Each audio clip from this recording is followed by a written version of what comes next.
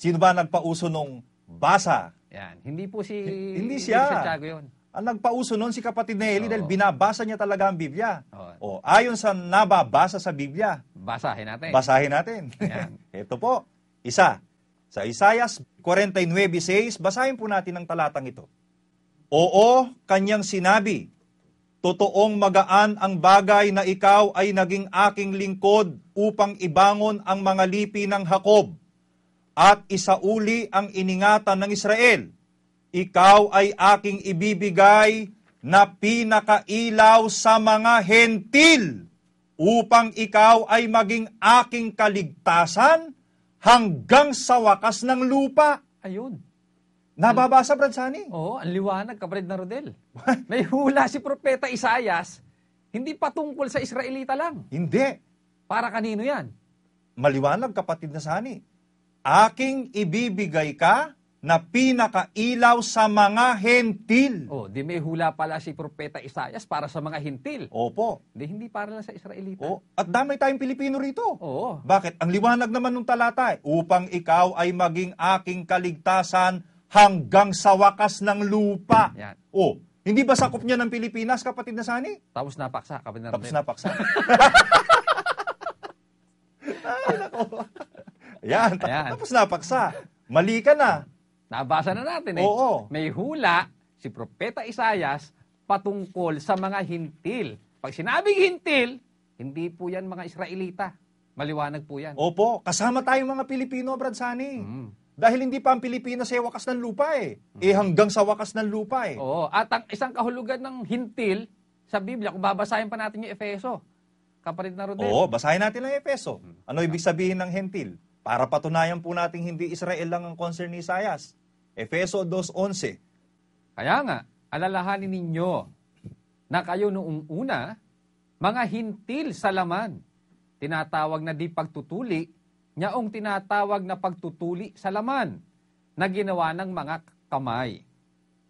Na kayo ng panahong yaon, ay mga hiwalay kay Kristo, na mga di kabilang sa bansa ng Israel, at mga taga-ibang lupa tungkol sa mga tipan ng pangako, na walang pag-asa at walang Diyos sa sanglibutan. Yung pala kahulugan ng hintil, kapatid na Rodel.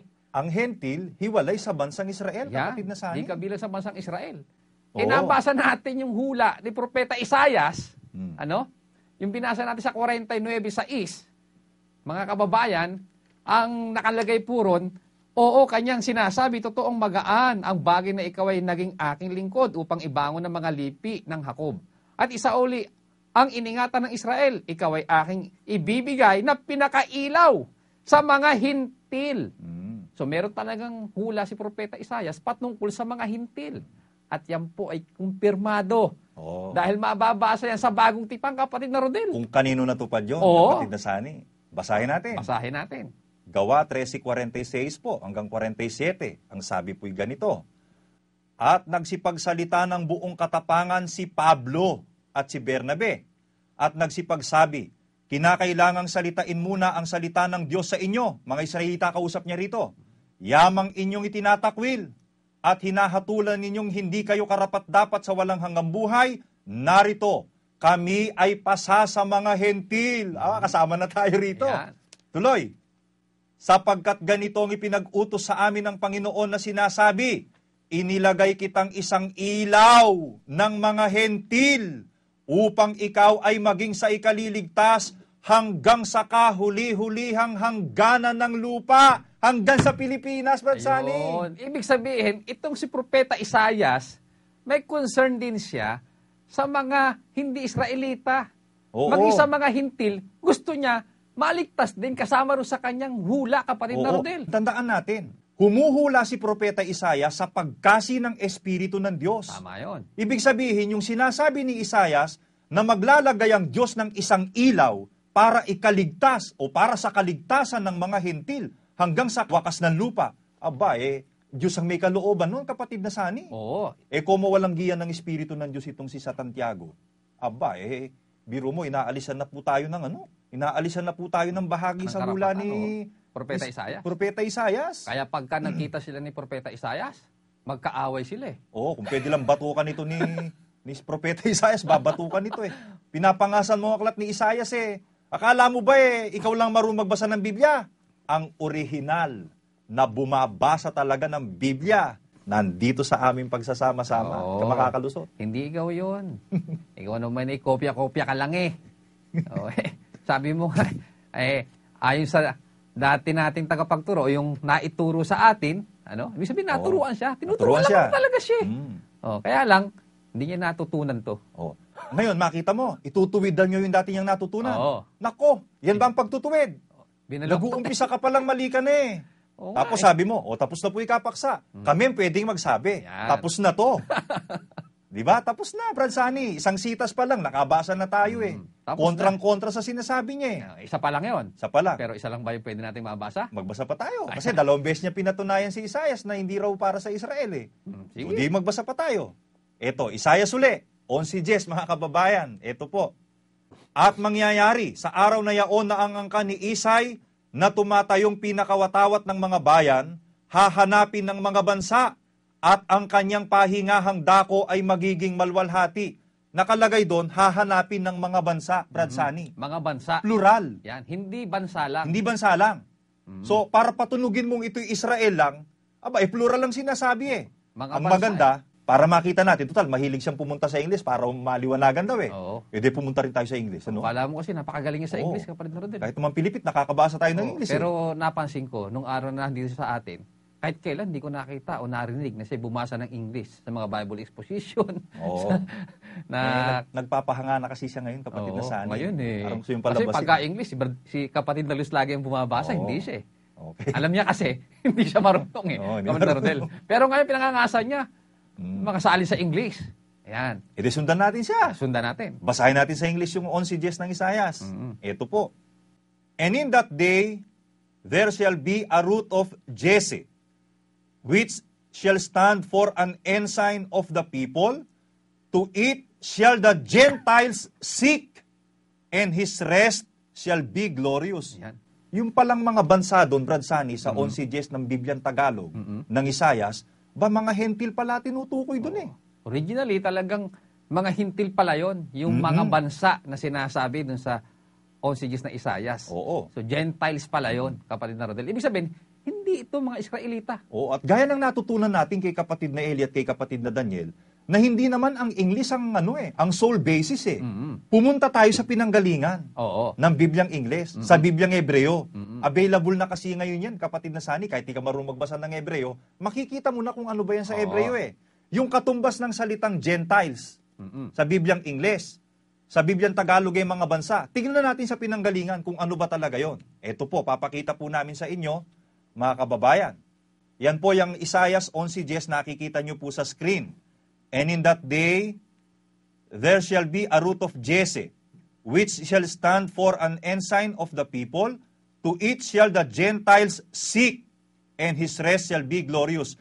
Nakikita nyo po yung Gentiles dyan, may katumbas na nakatapat na number sa kanya, yung H1471. Tingnan natin kung ano ba yun sa Hebreo, kapatid na Sunny. Sige. Ayun. Goy, kahulugan? Apparently from the same root as H1465, in the sense of massing, a foreign nation. Hence, a Gentile. Yan, napakaliwanag. Hentil. Hentil talaga tinutukoy. Oo. Doon sa 11:10 sinasabi ng Isaias. ni Isaias mismo. So, hindi totoo itong claim ni Santiago na como si Isaias Israelita, ang kanyang hula, ang kanyang concern, ay para sa kanyang mga kalahi lang, para sa mga Israelita lang. Maling-mali yung kapatid na Rodel sa Biblia. Oo, may naimbento na naman kasi siyang Isaias sa isip niya, kapatid na Sunny, hindi yung Isaias ng Biblia. Sino kaya? Saan naman kaya niya nabasa, nakopya itong paniniwala? Alam mo ba yung 11:10 ng Isaias, kapatid na Sunny, di ba? Ano yun eh? Ginamit na batayan ni Apostol Pablo yun, kapatid na Sunny. So, ibig sabihin, yung sinabi ni Isaias patungkol sa mga hintil, kinumpirma ni Apostol Pablo. Apostol Pablo. Basahin natin. Ang Roma 15:12, ganito po ang sinasabi ni Pablo. At muli, sinasabi ni Isaias, kapatid na Sunny, magkakaroon ng ugat kay Jesse, at siya'y lilitaw upang maghari sa mga hentil. at sa Kanya magsisiasa ang mga hentil. Yan. Salamat sa Diyos, may pag-asa tayong mga hentil, kapatid na Salamat sa Sani. Diyos. Dahil Di ba? kumpirmado kay Apostol Pablo Oo. na sinabi ni Isayas patungkol sa ating mga hintil na meron tayong pag-asa, kapatid na Rodel. Ayan. Ang sabi kasi, at sa Kanya magsisiasa ang mga hintil. So may pag-asa yung mga hintil, kapatid na Rodel. Kaya tayong mga Pilipino, Brad Sani, ayon sa hula ni Isayas, bilang hentil, kasama tayo sa hula ni Isayas. Oo, may pag-asa nga eh. Oo. At ang Pilipinas bilang bansa, Oo, kasama rin kasama rin. sa hula ni Isayas. Oo, pero siya hindi kasali. Hindi siya kasali. Ayaw sumali. Ayaw sumali. Sige, basahin po natin. Isaiah 61:11, mga kapatid. Sapagkat kung paanong ang lupa'y nagsisibol ng pananim, at kung paanong ang halamanan ay nagsisibol ng mga bagay na natanim sa Kanya, gayon pasisibulin ng Panginoong Diyos ang katwiran at kapurihan sa harap ng lahat na bansa. Ayun, maliwanag. Lahat na bansa. Ang Pilipinas ba'y bansa? Bansa. Kasama tayo sa hula ni Isayas, kapatid na Kasama. Sani. Kasama tayo. Kaya magagalit talaga sa kanya si Isayas. Oo. Kaya tayo, naniniwala tayo sa pangunguna ni kapatid na Eli at ni kapatid na Daniel ngayon. Aba, may katwirang sumibol sa Pilipinas, kapatid na Sani. Totoo yun. Meron. Ang liwanag nga, kasi Oo. kasama nga sa hula eh. Nasa hula. Oo. Kaya ang liwanag naman po nung sinasabi ni Propeta Isayas, mga kababayan. Ang ginagawa lang kasi nitong si Willie Santiago, nilalabo po yung talata. At sukat ba naman pagbintangan pa itong si Isayas?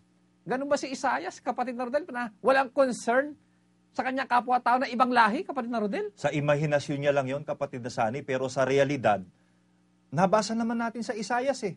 Maliwanag naman Oo. Kasi, alam mo, ang pinagbalingan mo kasing pagbabasahin, yung mga sulat ng mga theologists na kinokopya mo, tapos pinapalitaw mo galing sa'yo para bida ka, sikat ka, pogi ka, magaling ka. Pero kahit anong gawin mo, di ka napopogi dyan. Lalo kang papangit yan sa ginagawa mo na yan eh. Spiritually speaking, Brad Sani, lalo kang papangit yan.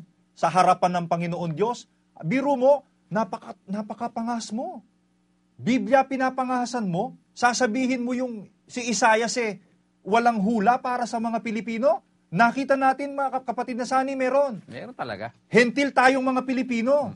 Di ba? Hanggang sa mga wakas ng lupa, sinasabi ni Isayas, ang Pilipinas hindi pa wakas ng lupa, so cover ng Pilipinas. Ang Pilipinas bansa, magpapasibo ayon kay Isayas, sa harap ng lahat ng bansa ng katwiran, bansa ang Pilipinas. Kaya, tama-tama, may hula sa mga Pilipino na magiging dapat sa Diyos. And I am proud To be a Filipino. to be a Filipino. At to be a Christian, Oo. nakaanib sa mga iglesia ng Diyos. And I am International. proud Yan. ng aking kinikilalang bumabasa Yan, si kapatid na na Soriano at hindi ikaw, kapitan. Yan.